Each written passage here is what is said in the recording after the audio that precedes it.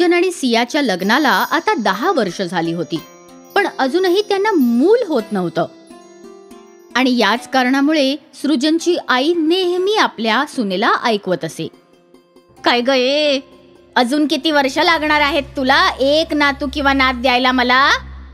तुझ्या लग्नाला सुद्धा आता 10 वर्ष झाली आहेत, अजून एक मूल नाही झालं तुला. माझ्या सृजनचं दुसरं लग्न करून द्यायला लागलं नाही म्हणजे झालं. सिया आपल्या सासूला काही बोलू सुद्धा शकत नव्हती. रात्री सृजन घरी आला की त्याला सगळं सांगत असे. आज सुद्धा सासूबाईंनी खूप ऐकवलं मला.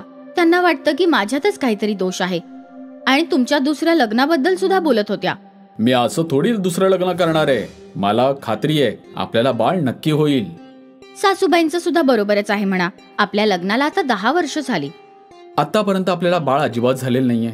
होऊ शकतं या देवाचीच मर्जी असेल, पण मला खात्री आहे आपल्याला बाळ नक्की होणार. हो, आता देवाची लवकर कृपा आपल्यावर झाली म्हणजे मिळवलं.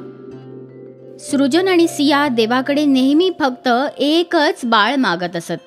बाळाशिवाय त्यांचं आयुष्य अपूर्ण होतं. एके दिवशी काय झालं, सृजन त्याच्या शेतात काम करत होता.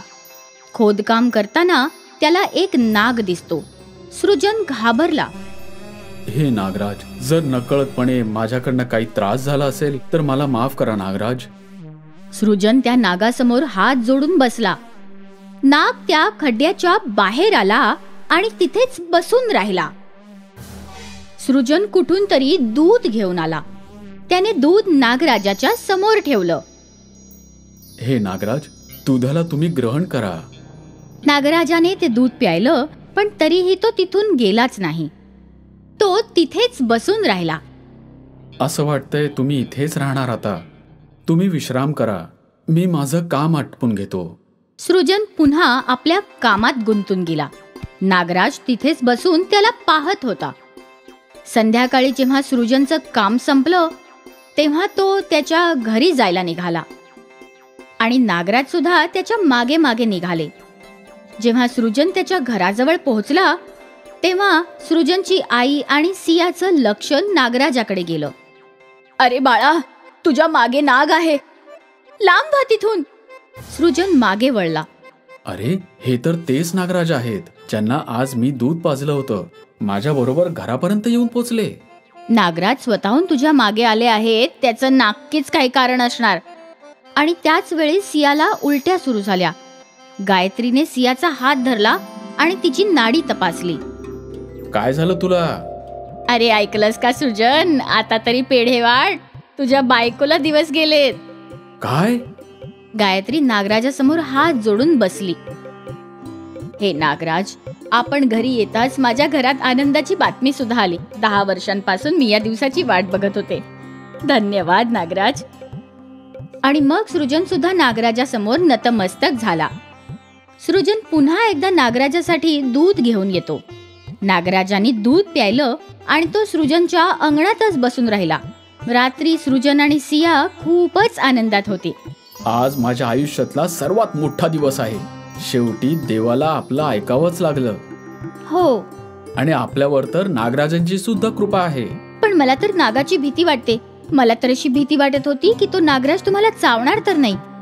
अगं वेडे, जर नागराजाला मला चावायचंच असतं तर ते शेतामध्येच त्यांनी चावलं असतं.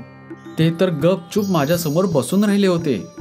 पण तो नागराज आपल्या घरी का आला आहे हे तर मला सुद्धा नाही माहिती. पण जर आले आहेत म्हणजे काही ना काहीतरी, नक्कीच काहीतरी कारण असणार. ते कायम आता आपल्या सोबत राहणार का हे नाही सांगू शकत. बघूया. पण जोपर्यंत आपल्या सोबत आहेत तोपर्यंत आपल्याला घाबरायचं काहीच कारण नाहीये, हे तर नक्की आहे. चांगलं आहे. मग दुसऱ्या दिवसापासून सृजन आणि गायत्री नागराजाची सेवा करू लागले. ते नागराजाला दूध पाजत, गायत्री नागराजाला कुंकू लावत असे. फक्त सियालाच नागराजाची अजूनही भीती वाटत होती. ती नागराजापासून नेहमी लांबच राहत असे. असं करता करता 9 महिने उलटून गेले. सियाने एका बाळाला जन्म दिला.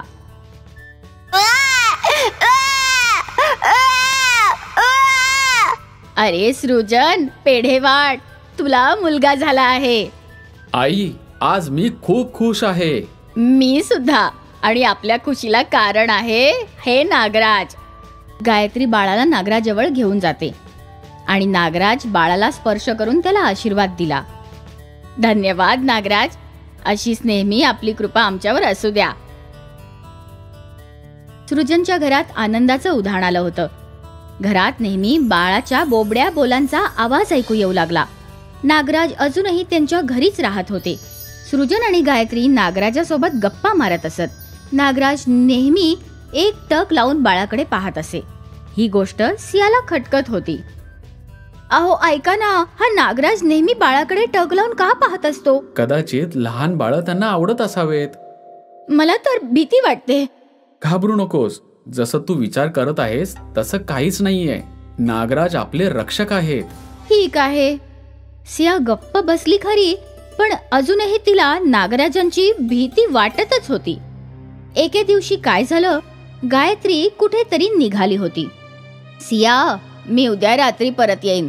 तोपर्यंत बाळाची नीट काळजी घे आणि सृजनची सुद्धा. हो सासूबाई. आणि नागराजाला सुद्धा वेळेच्या वेळी दूध देत जा. ठीक आहे सासूबाई. गायत्री निघून जाते आणि आता घरात सिया, बाळ आणि नागराज असे तिघेच राहिले. जेव्हा बाळ झोपलेलं होतं तेव्हा सिया स्वयंपाकघरात जेवण बनवण्याकरता जाते. नागराज एकटक बाळाकडे पाहत होते. सिया जेवण बनवू लागली.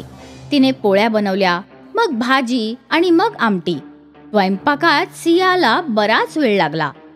अरे बापरे, 1 तास झाला, बाळ अजून उठलं कसं नाही? जेव्हा ती बाळाला बघायला गेली तेव्हा ती पाहते की नागराजाच्या तोंडाला रक्त लागलेलं असतं. सियाने भिंतीवर लावलेला कोयता घेऊन नागराजावर हल्ला केला. नागराज जखमी होऊन पडले आणि जेव्हा बाहेर जाऊन तिने बाळाकडे पाहिलं तेव्हा तिला आश्चर्य वाटलं.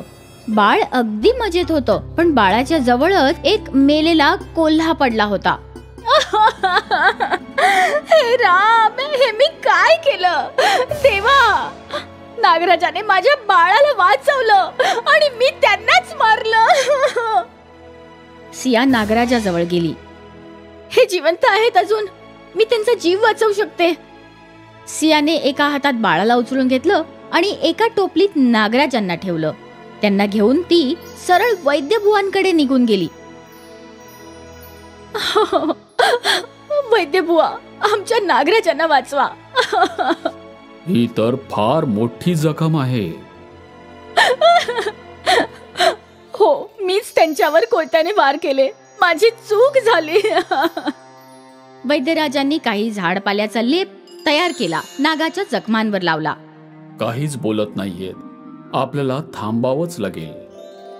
सिया अनेक तास वैद्यबुवांच्या घरीच थांबून राहिली. संध्याकाळी सुजन तिथे येऊन पोहोचला आणि सिया रडून रडून सगळी हकीकत त्याला सांगते. मी त्यांना मारण्याचा प्रयत्न केला ज्यांनी माझ्या बाळाचा जीव वाचवला. तू हे नकळतपणे केलेलं आहेस. रडू नकोस, नागराज बरे होतील. सुजन आणि सिया देवाकडे प्रार्थना करतात. शेवटी मध्यरात्री नागराजांना शुद्ध येते.